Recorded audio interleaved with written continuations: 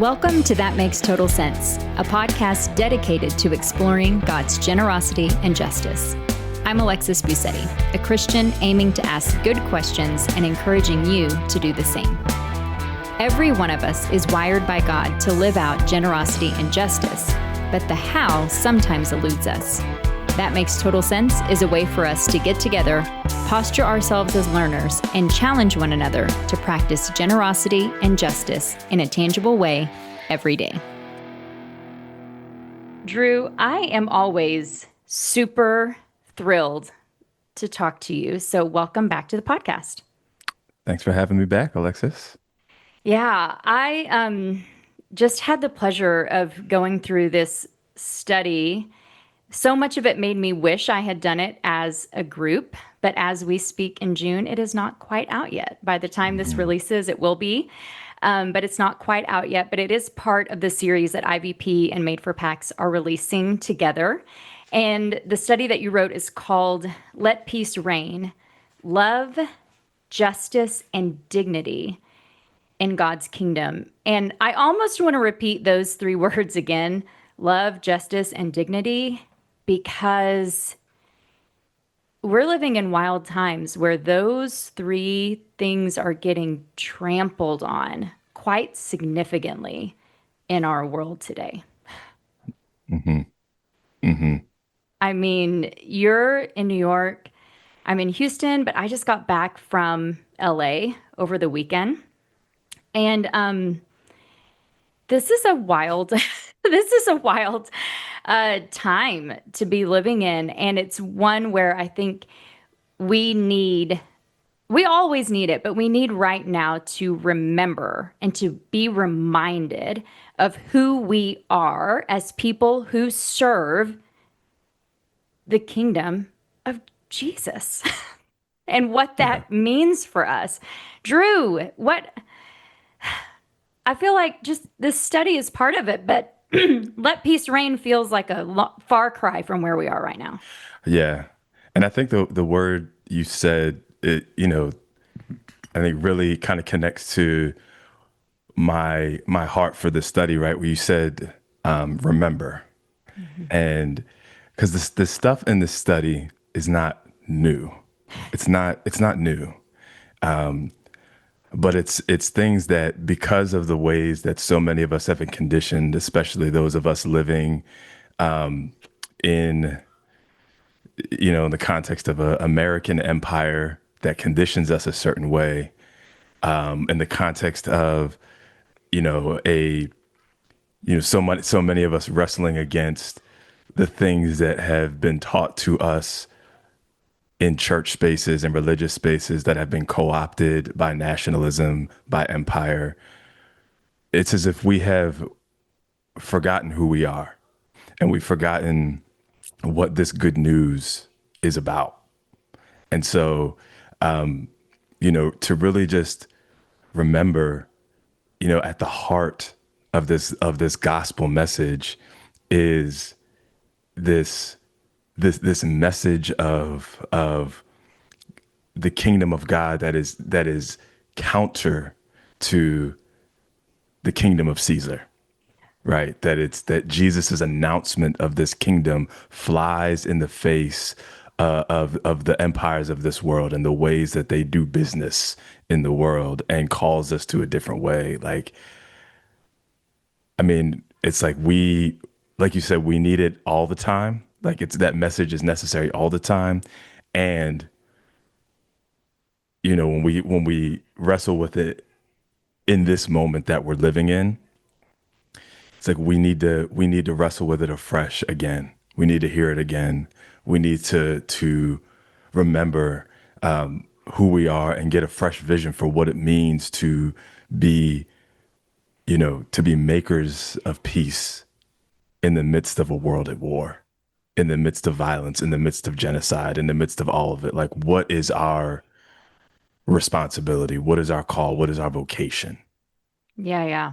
I mean, it's a good study when I was starring something on page one, literally. And I want to read this quote that you wrote, because I think be a good overarching thought for us to have in our minds as we continue the conversation and as folks engage with this study, either by themselves as I did or in groups, hopefully.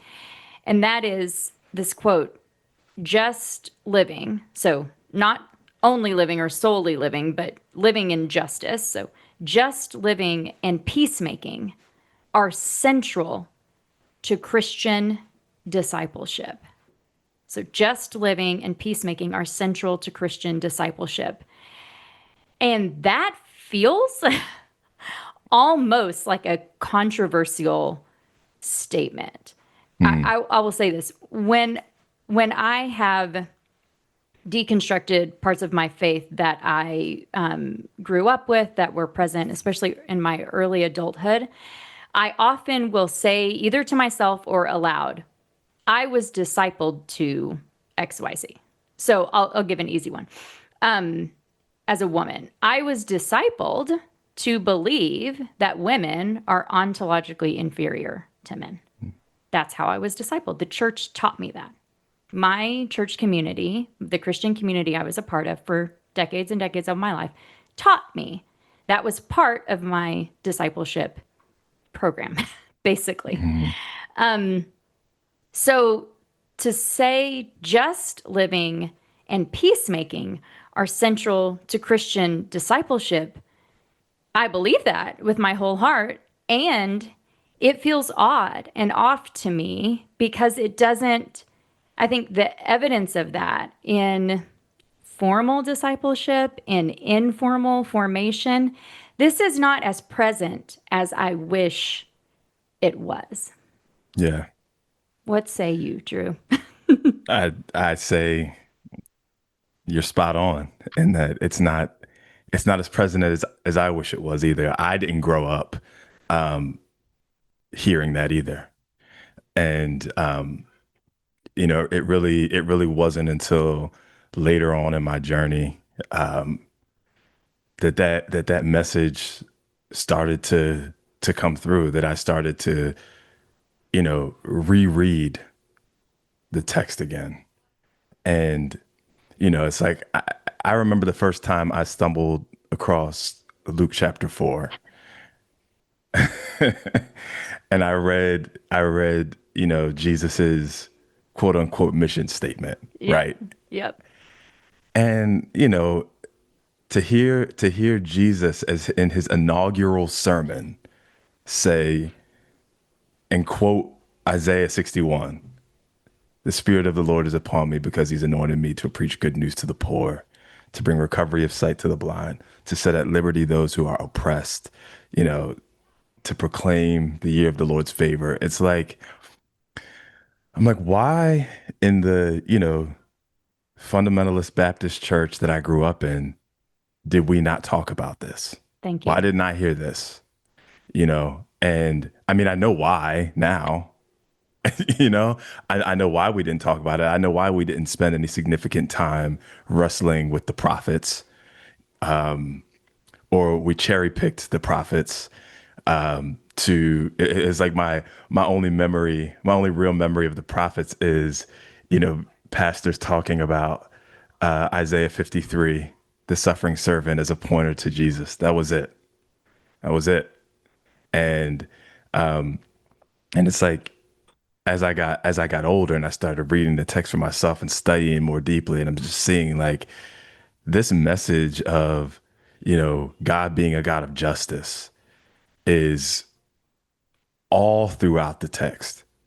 I mean, and like, to go back to, and really what this study is doing is to go back to the very beginning, to go back to the first pages of scripture and in the creation narrative, and to ground this good news in creation, to say creation is all about God being a God of shalom.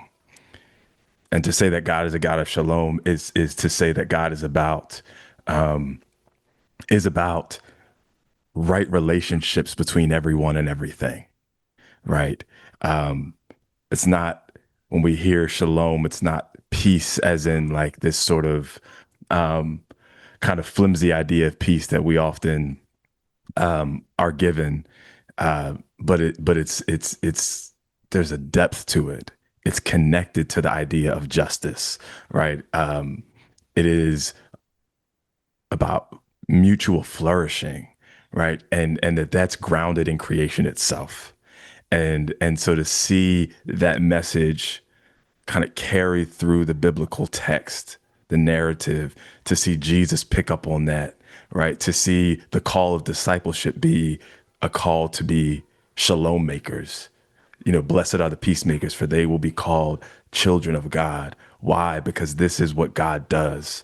God makes shalom. God does justice. God, and so when I think about why we haven't heard this message, it's like you can't disconnect it from the history of the message being co-opted by Rome back in 313 by Constantine and the empire, and how the message of Jesus was then connected to imperialist ends, conquest, you know raising the cross in the name of war, fighting under the banner of the Lord, and to see how that has carried through history, to see how that has been so, a part of what has shaped the dominant form of Christianity that has taken root in America. You know, it's like we can't we can't disconnect those things, and so there's a reason like why a gospel of shalom that is really forming people in the way of justice and peace. It's not advantageous to empire for people to be formed in that way, right? So of course we didn't hear it. I mean, I'm going to ask you to preach that in a minute, I think. But before I do that, I'm actually going to skip ahead to, or maybe ahead and back to the prophets, like you were talking about. Um, but first, I'm going to take a moment to just kind of say a tiny bit about how the study is organized, and then I'm going to get us to where I really want you to go next. So in this study, there's 6 sessions, and they track along a narrative. So the first session is the story of peace, then the establishment of peace, the disruption of peace, the call of peace, the climax of peace, and the consummation of peace. And like the other studies in this series, they each session has a manifesto statement, a myth associated with it, a material statement, and a motion, something that we can do. And as you were talking about the prophets, I could not help but want to sit in this place for a minute. So, in the call of peace, the manifesto statement for that session is that the prophets call the people of God to practice peace and justice, which you've just talked about. Jesus quoted the prophets. We can see, I mean, this study has stuff, as you mentioned, all the way from Genesis throughout the New Testament. It's got Revelation. It covers there's prophets in here. This Bible study is truly a Bible study. I mean, it covers so much of scripture. But the prophets call the people of God to practice peace and justice, which I think we can see, yes, this is true. The myth statement associated with this session, however, I feel I wish it were not as relevant as it is today. And that is, if you speak out against injustice, then you're standing in the way of the unity God desires. I mean, this feels. If you speak up against injustice, then you're standing in the way of unity that God desires. Can I just say, and this is, I feel like this is like an actual hot take, push back against me, Drew. I mean, like, Nope. I welcome it, okay? But when I see that, I'm like, how many people will hear that And it will be triggering because they have had maybe individual spiritual leaders in their lives say to them, you can't bring that up. Don't you know that the most important thing in our community is unity? And when you bring that up, you are the one who is being disruptive. You are the one who is causing trouble. You are the one who is, and then the leader might come back and say this, God desires unity. And that feels on the verge of, sometimes that's on the verge of spiritually abusive, right? To claim this God desires unity and what you're doing is not in line with what God is calling us as a community. Because the most important thing is that we be united. Who cares about these other things that are happening that you're bringing up? You're just being disruptive. On a grander scheme, especially now, I have seen this kind of thing. And it really, I mean, to be kind of trite, is this like kumbaya? Can't we all just get along? Don't we know that this is, we're as Christians, we're supposed to be known by our love. And that means, XYZ, that we just go along to get along or whatever it is. And then we're reminded of what you mentioned already, the prophet's call and Jesus' affirmation of preaching good news to the poor, to serving people who are oppressed, to not being satisfied with people being in bondage, but fighting for their freedom. Yeah, I mean this one felt, this unity piece feels, I don't know, like it's something pretty common now. And it's like, and then you go, well, I do know that there is something that we should be united and we should be a community that values unity. That is not false.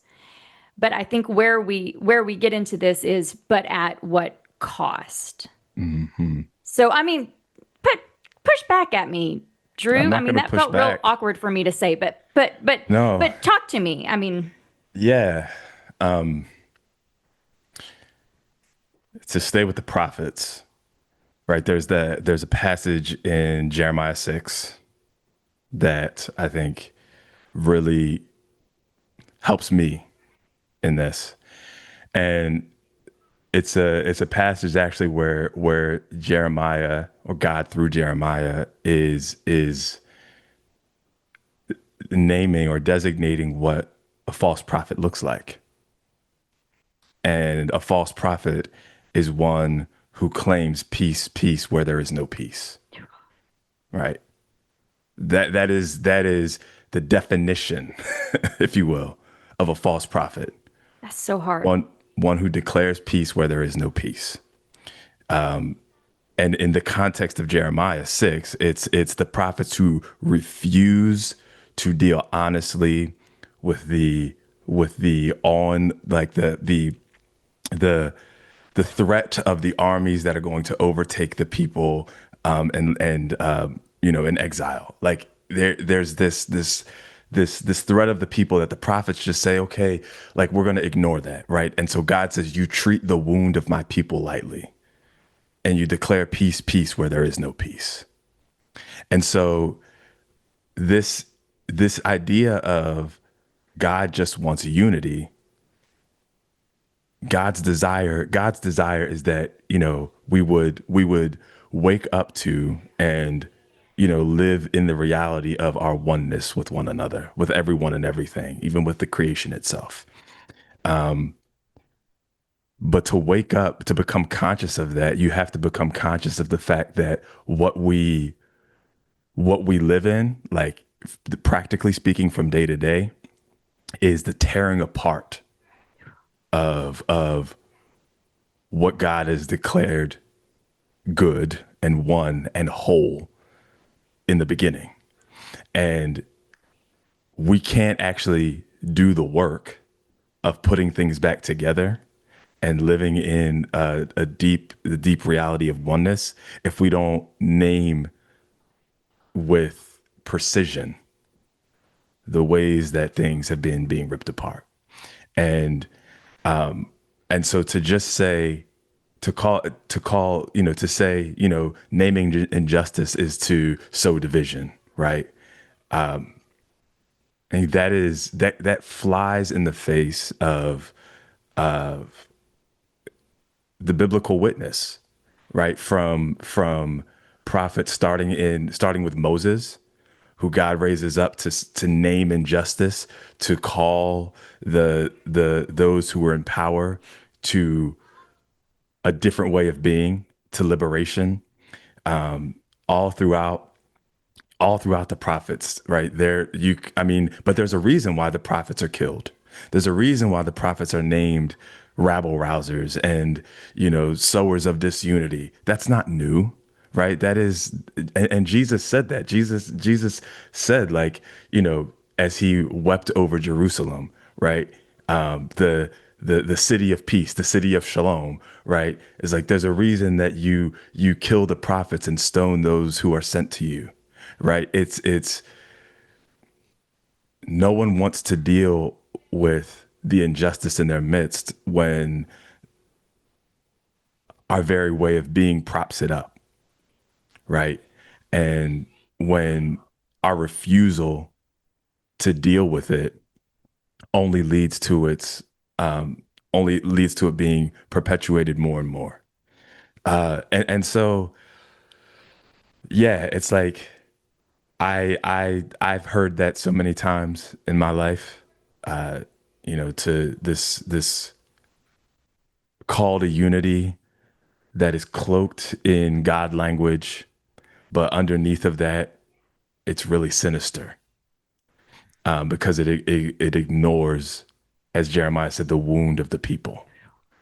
And I think back to Dr. King. I think back to his letter from a Birmingham jail, and the ways that he, that white moderates would say the same thing to him, and the ways that he was, you know, labeled someone who was a sower of disunity.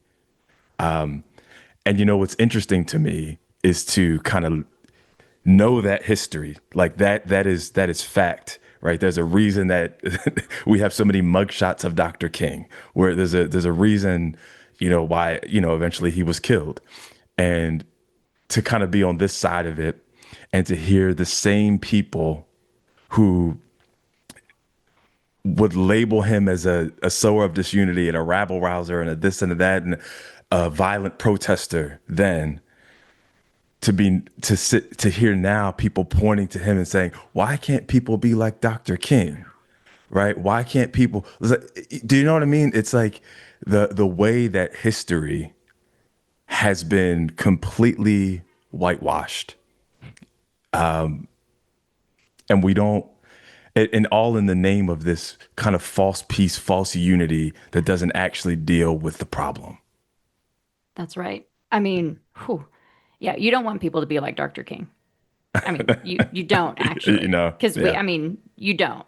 Um, we're in a summer where the National Guard and Marines are being called out for people who look like Dr. King's example, singing in the streets and things like that. I want just 2 seconds there, two more seconds there. I'm really appreciative of you bringing up Jeremiah 6. False prophets are the ones who say peace, peace when there is no peace, but also who have treated the wounds of my people lightly. That's tough. And I think about, bring it down for a second. Take it away from the meta for just a moment and go to like our personal relationships. I think it's just very interesting because I think it's good for all of us to take a look. And I say, if I'm tempted to say peace, peace where there is no peace, if I'm tempted to treat the wounds of a people group lightly, then I think about, how do I want people to treat me in my own personal one-on-one relationships? How do I desire to treat people who are close to me, people who live in my house, often I talk to my youngest about repair work, when you hurt someone, what do you need to do? And sometimes we go back. My kids used to watch a cartoon, like a PBS cartoon, Daniel Tiger. This was based Hmm. on Mr. Rogers' Neighborhood, right? And Daniel had a song. None of Daniel's songs were that great. The messages were good, but the the tunes are not great. But he used to have a little song, and it would say something like, "Saying I'm sorry is the first step. Now, how can I help?" Hmm. And it's that repair work to treat someone's wounds lightly. You're not asking that, how can I help? You are saying peace, peace when there is no, it's fine. Oh, I stepped Hmm. on your toe, whatever, it's fine. Like, no, it actually hurts. Like, how Yeah. how can I help? Do you need me to bring you an ice pack? Like Hmm. what is it that I can do? Even if it was an accident. I stepped on your toe on accident, but I was wearing my heels and I'm so sorry. How can I help? Oh, well, maybe I need help just getting over to this couch so I can rest for a minute. Okay. Not suck it up, Hmm. suck it up and keep walking. You're fine. Peace, peace. It's like, no, Yeah. this person is actually wounded. This person is actually hurt, or their feelings are hurt. Their Hmm. bodies are hurt. Like, what can I do? I mean, I just think I'm not trying to be funny or make light, but it's like these are the things that we teach our preschoolers and our Yeah. kindergartners, right? Is like when you've hurt someone, even if it was by accident, like tend to them, Tend to for it. a moment at least, tend to them. Let them recognize that you recognize there was an injury that happened, or a bully pushes a kid down. The bully may not turn around, but you saw it.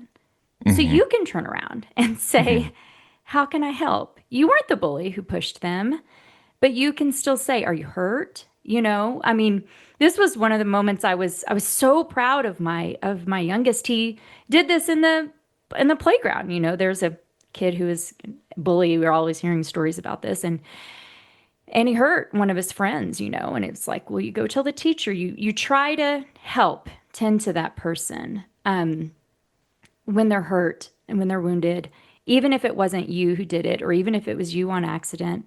And it goes into the another place where you have that. One of the things that you write is, to be a disciple of Jesus means that we must learn his way of making peace in the world, and we engage in the work of peace. And that one says we engage in the work of peace because Jesus is coming back. Hmm. I feel like that's a whole other thing. If we say the creeds on Sundays, Hmm. we talk about Jesus coming back. But Hmm. engaging in the work of peace because he is coming back, like, these things sometimes feel like far away, but we are embodied people called as disciples of Jesus to do this work that prophets talk about on the ground because it matters. Hmm. I love the like you bringing it to that example of your youngest and the things that we learn as children, because it is. I mean, it's like it's not as complex as we often try to make it to be. We know what it feels like to have people ignore our pain. And we know that it is doubly as injurious when the people who ignore our pain are the ones who have caused it.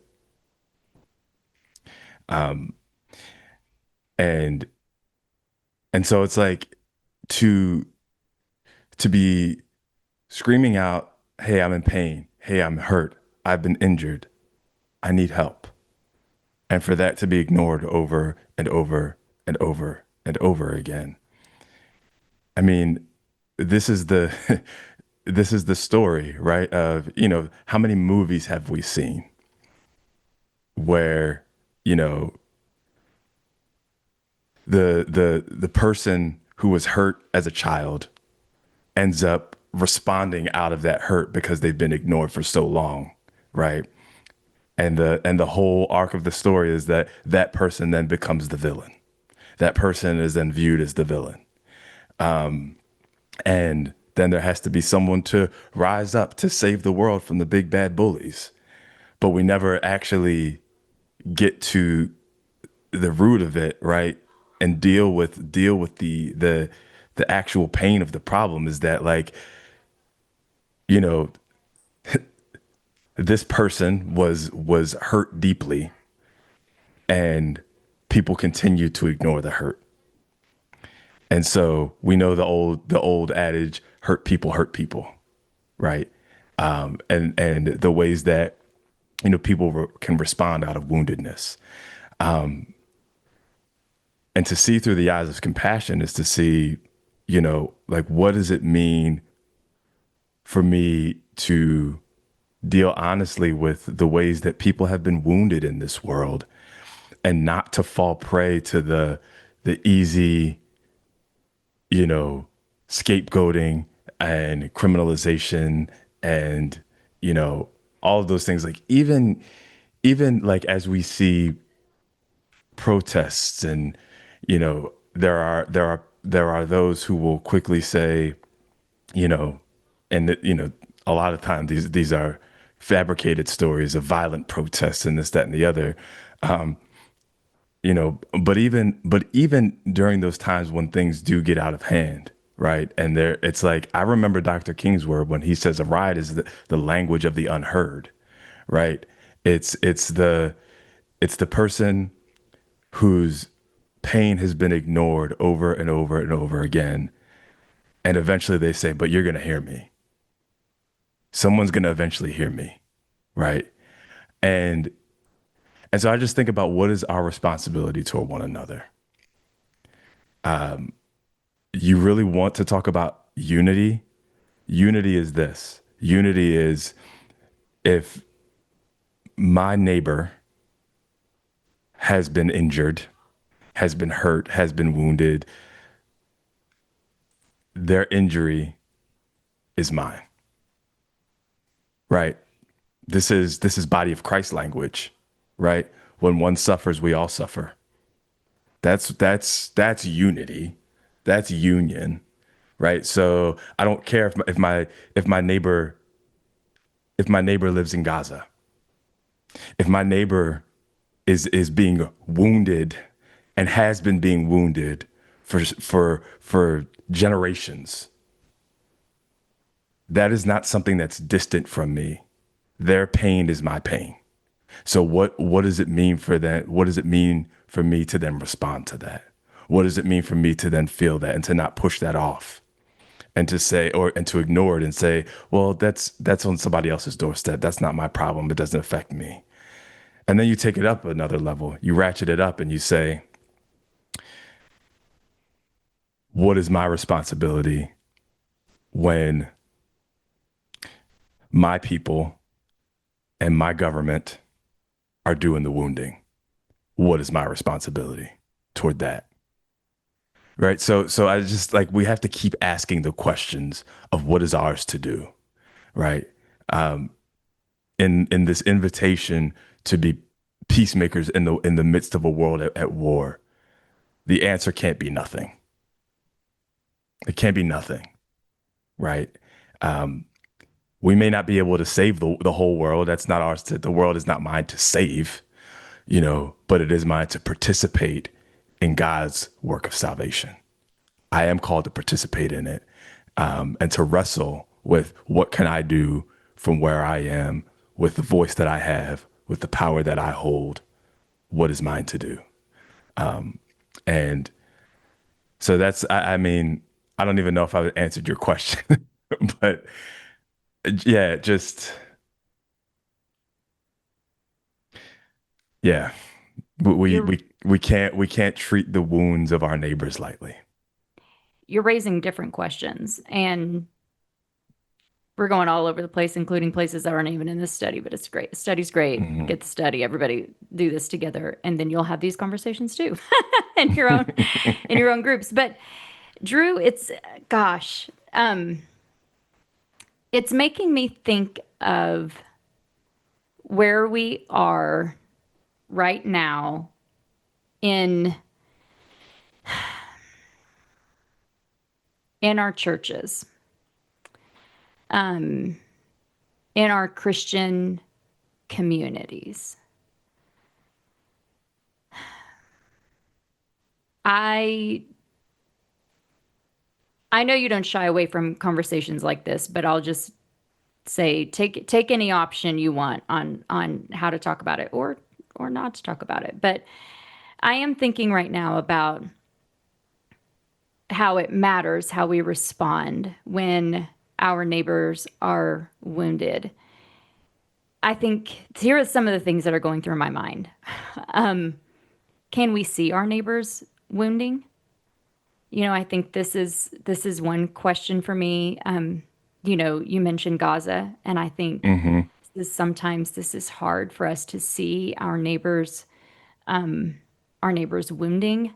I think, what about when working towards the kingdom looks so different, and sometimes it looks like we're going in opposing directions from some Mm. of our Christian brothers and Yeah. sisters.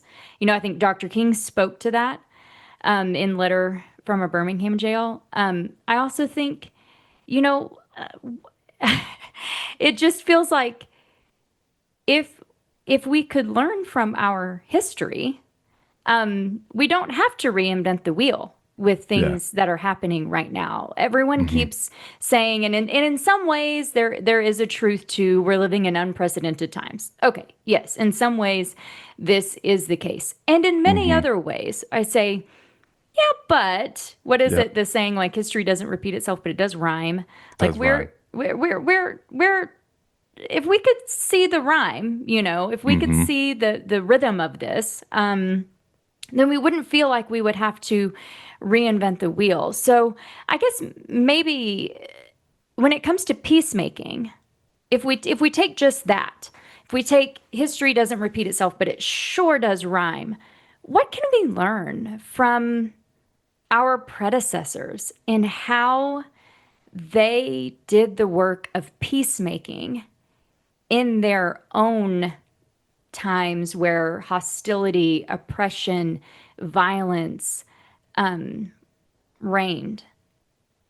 What can we learn from them now, where we sit now?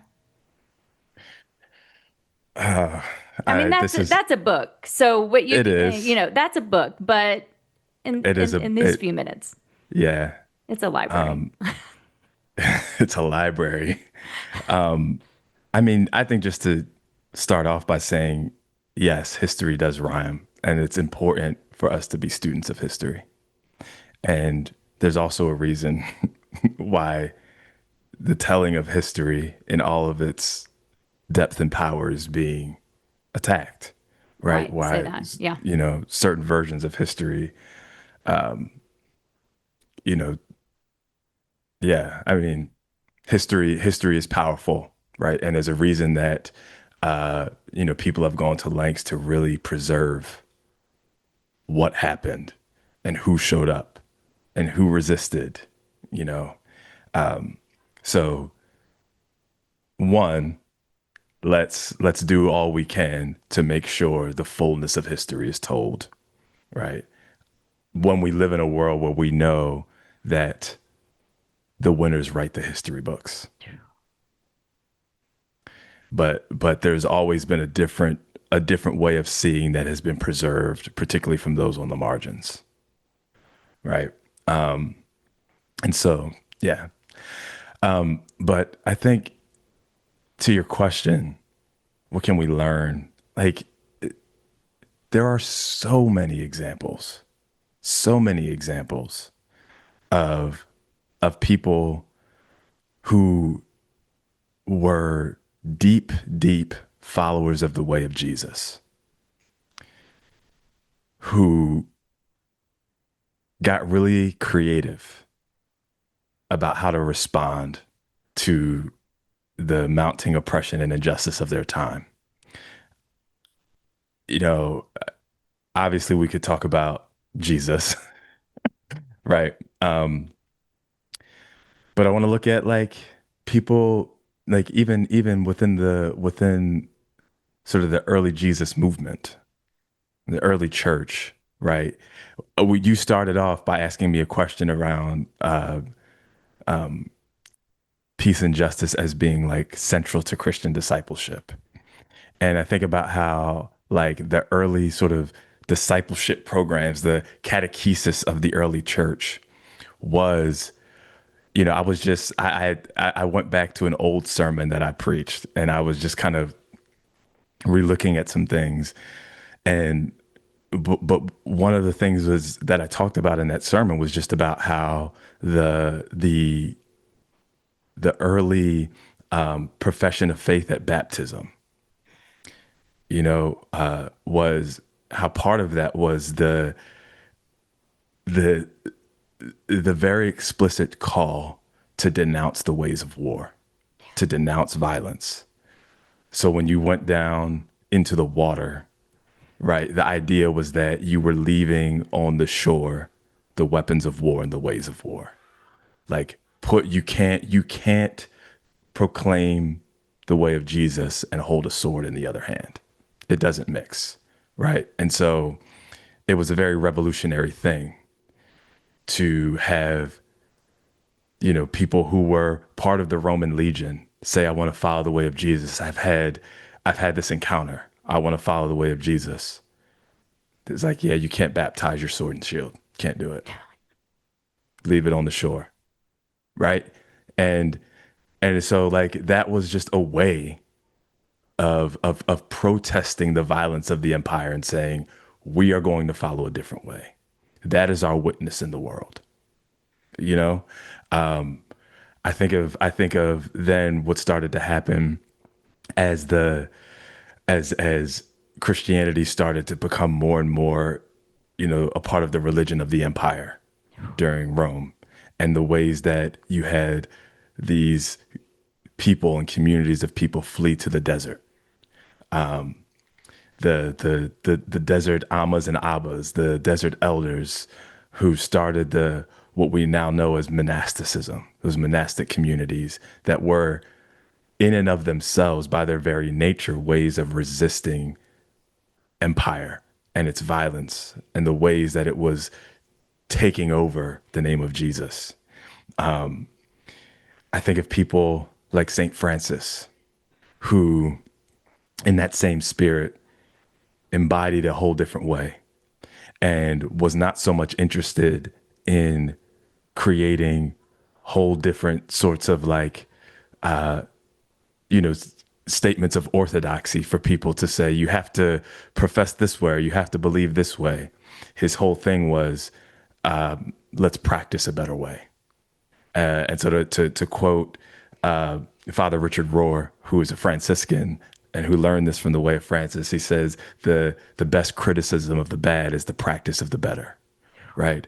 And so someone like Francis and Saint Clare, who embodied this different way in terms of, you know, getting proximate to those who were on the margins. As someone who grew up, in the son of a wealthy merchant, and who saw the ways that the church had become about wealth, the acquiring of wealth and power and militarism.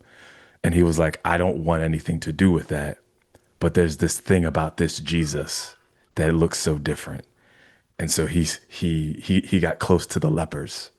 He had this deep affection and care for creation, right? So you hear about the canticle of Saint Francis and Brother Sun and Sister Moon, and at this time where the empires of the world were learning the ways of extracting from the world, Francis is embodying this different way. During a time of the Crusades, where the church is going out and, demonizing Muslims and slaughtering them in the name of Jesus, Francis comes along and he crosses over enemy lines and he makes friends with the Sultan, right? And embodies a different way, right? It's like I could keep going because there has been this witness of people, and they have been a minority. They have been on the edges. They have not been, what has become powerful and central to Christendom throughout time and history, but there's always been a remnant, and it will always look like it's standing in opposition to sort of the dominant Christian narrative of the day. And so to that I say, if you find yourself being in opposition to those voices that are saying, you know, we have to, the way of Jesus means we have to, I don't know, you throw anything into blank. Like we talked about preserving unity. You can't call out injustice. Like if that's what what's coming out of our churches, what's coming out of our pulpits, what's forming the majority of people who claim to be Christian in this nation.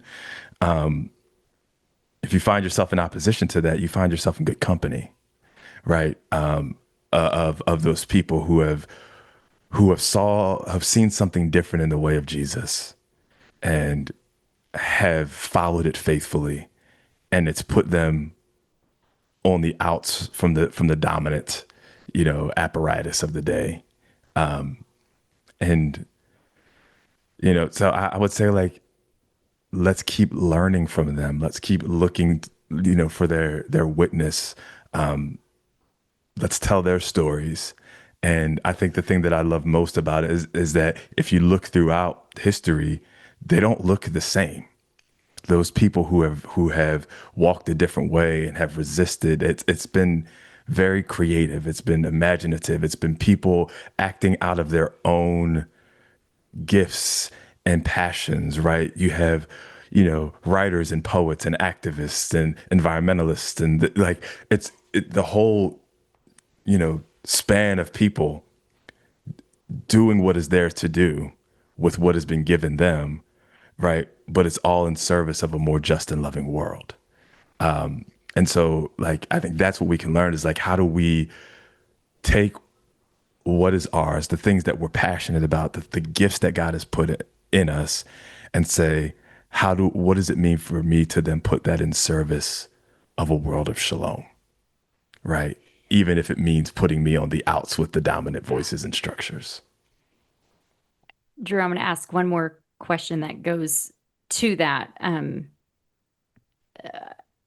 the dominance there. And then I'm going to ask you to close us out with whatever last words you have for us. But right before that, when the study starts, the very first myth is peace is achieved through oppression and suppression. Mm-hmm. And to me, this is linked very directly with these dominant voices that you're talking about. Mm-hmm. I mean, when we talk about history, I didn't think you're going to go back to Constantine, but go back to Constantine, because I think that's so important. My husband has a ridiculously long book called Constantine's Sword. I have not read it. I studied Constantine in seminary, so I got better than the Cliff's Notes, but not Constantine's Sword. If you're really interested in Constantine, read that. But the moral of the story is we have a leader who converted, at least publicly, to Christianity, and then that became this early turning point for Christianity and empire being linked.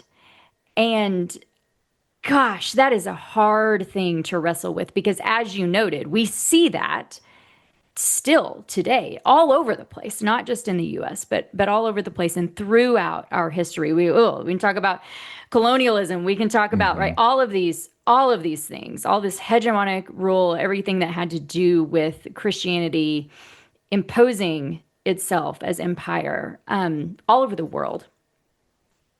But this peace is achieved through oppression and suppression. Again, taking this away from the big picture and going down to the smaller picture, just to give an illustration, I think we understand on an interpersonal level how problematic that is, right? If you're in a therapy session and you might be telling your therapist, I'm in this relationship, or my fill in the blank, my parents, my teacher, my whatever, never really cared what I thought. They always just wanted to, quote, keep the peace. They just, Hmm. they didn't want us to speak up. We weren't allowed to speak our mind. We weren't allowed to do this or whatever. Or, think interpersonally. Like, we know enough interpersonally to know that's not a healthy relationship when Hmm. one party is expected to keep their mouths shut, to not speak up, and the other party just suppresses their opinion, their feelings, their thoughts, their, Hmm. actions, whatever it is. Like, we know enough interpersonally to know this is a dysfunctional relationship. This is not healthy. Yet, something happens to some of us when we see this in a meta narrative. We see a leader, we see a government, we see a church body, we see a movement where the goal is everybody just chill. Hmm. Don't bring it up, whatever. And I think part of that is we know interpersonally, even though that's not healthy, we know it's better to do the messy work Hmm. of bringing it up. Let's talk about it. Let's talk through it. The argument or the what it might be, it's probably not going to be fun. But we know that if we do that work honestly and sincerely, all parties are going to be better off on the other side of it. And then when more things come up, we do that again. Hmm. But something happens when when it's the bigger picture, I think, that it becomes more difficult to see and the Hmm. suppression or the oppression feels like peace, going back to Jeremiah, when it's not actually peace. I'm Yeah. wondering if you can talk about that myth in a maybe in a better way than what I just tried. You know, so if we take it right back to Jesus's proclamation of peace and his announcing of this gospel of the kingdom underneath of the nose of the empire, right? You really can't appreciate the full kind of weight of what he's doing there unless you wrestle with, what was sort of the myth of Rome at the time, and the whole idea of the Pax Romana, right? The peace of Rome. That was the myth of Rome, that they were the shining light for the world, that they were bringing peace to the world. And so it really justified to them and to the people, why it was good for Rome to go out and to conquer other nations and to conquer other people groups, because they were bringing light and peace and salvation and civilization to the world, right? So when you buy into that myth, of course, go out and take over the world because it's good. It's good for everybody, for everybody to come under this sort of peace. That was what was happening. Like, that was the story that Rome was telling, that was being propagated from Caesar's throne. I mean, Caesar himself, Augustus, uh, called himself a son of God. He was divine. He was the son of God. He was right. So like all of this stuff was happening, and then you get this you know this poor preacher from Nazareth coming along and talking about this other kingdom, this way of peace that does not bring peace by way of the sword, because that's what the Pax Romana was. It was, you know we will we will spread our reach through violence, and if you don't acquiesce, and if you don't come under our rule and reign, and if you don't become like us, civilized Roman citizens, then too bad for you, right? Like That was how that was their way of spreading peace through the world. And that's the absolute antithesis to the way of Jesus. And so when I talk about like this this myth that peace comes through oppression and suppression, like that myth persists, right?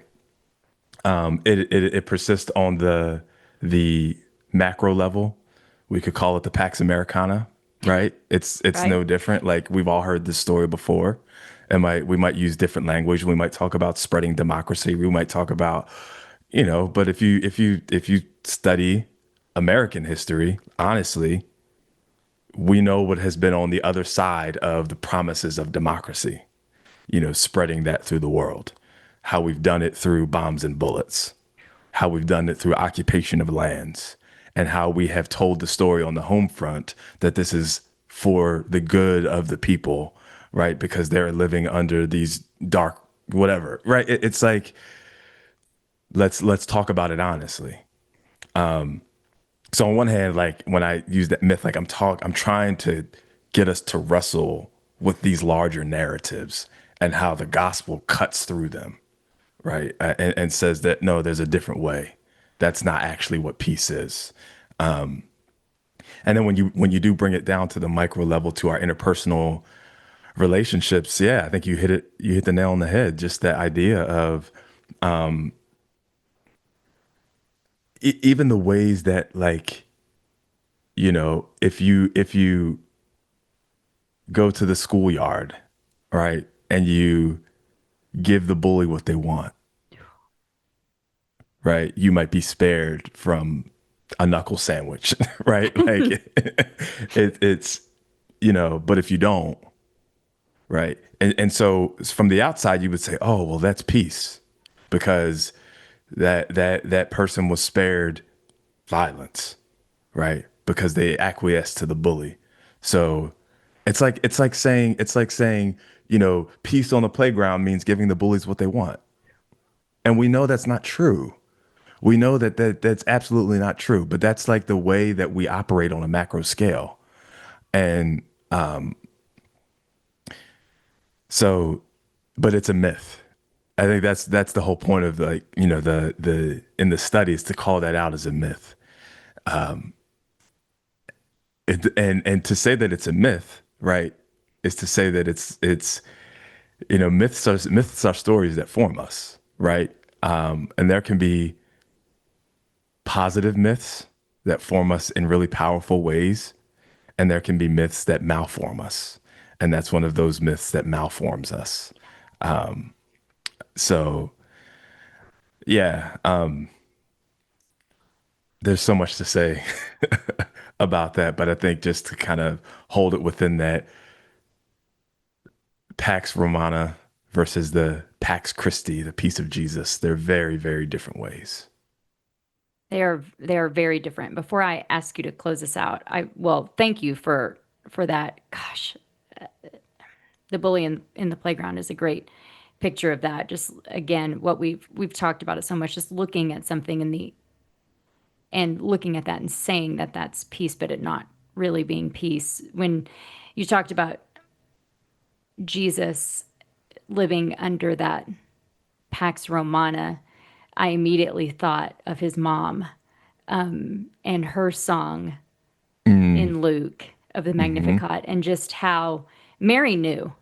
hmm Mary was living in the same system, under the same oppression, and declared that the peace that God brings does not look like the peace, the quote, peace that she and her people were living under at the time of Jesus' birth. Yeah.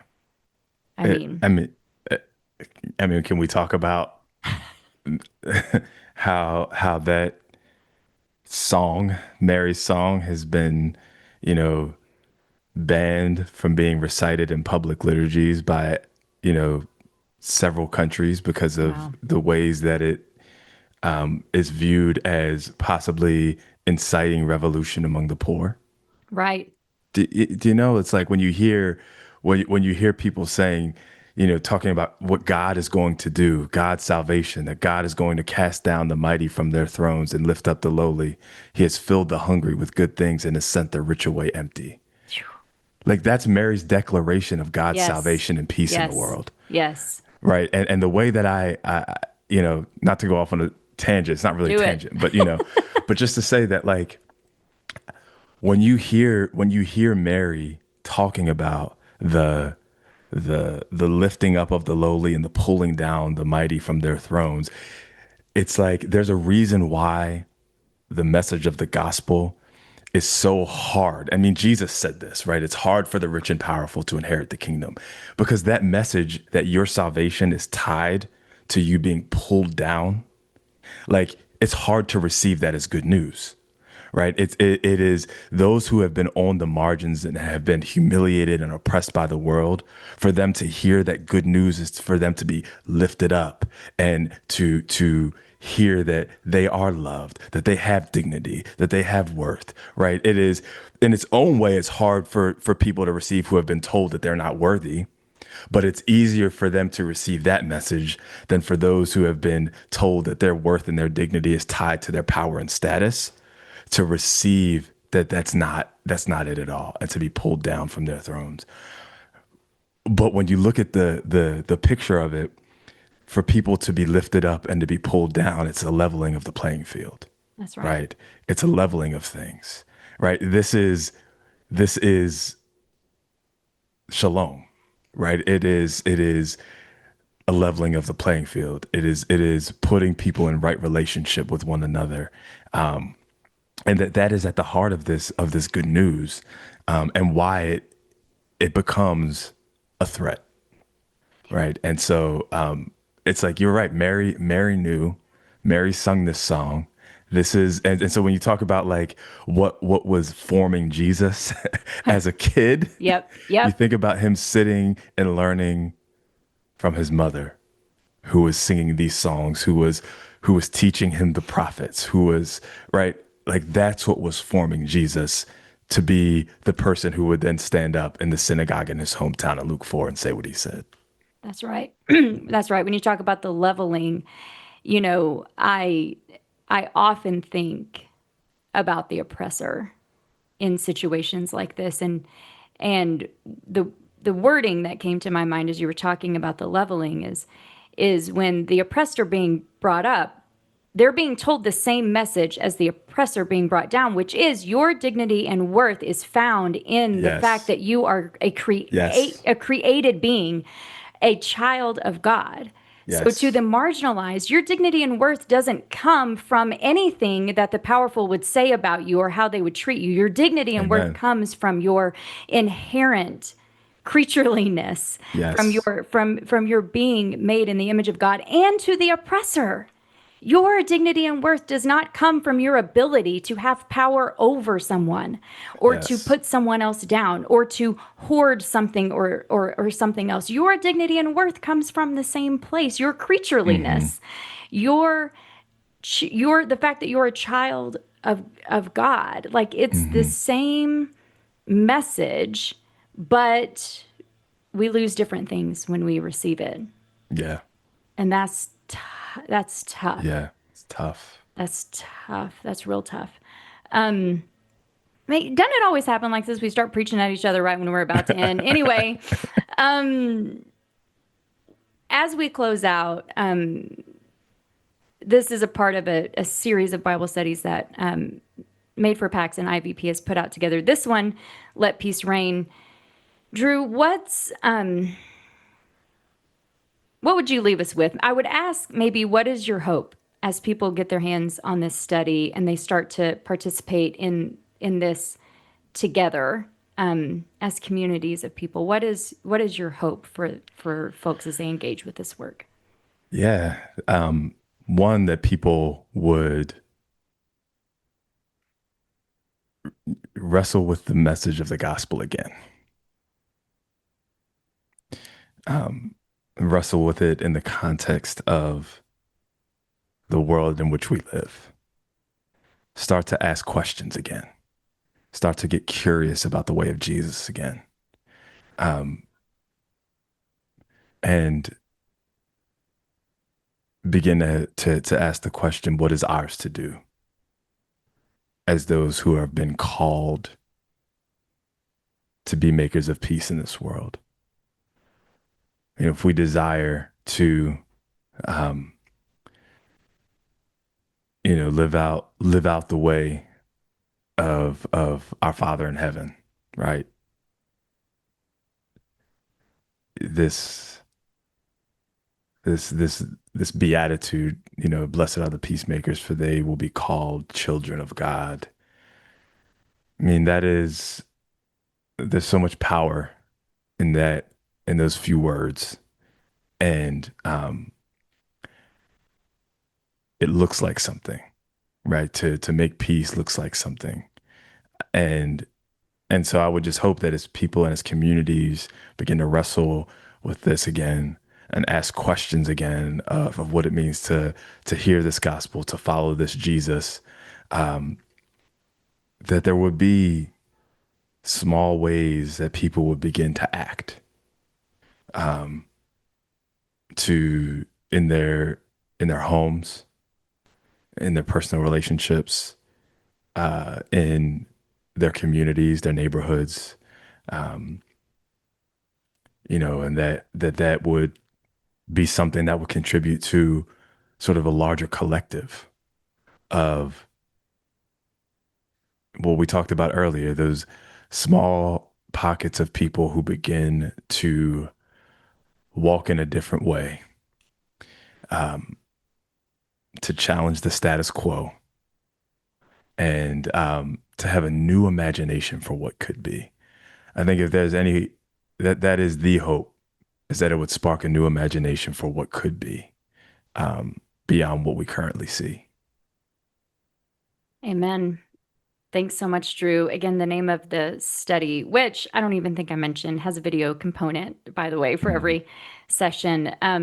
It's called Let Peace Reign, Love, Justice, and Dignity in God's Kingdom by Drew Jackson. Thank you again so much, Drew, for joining me today.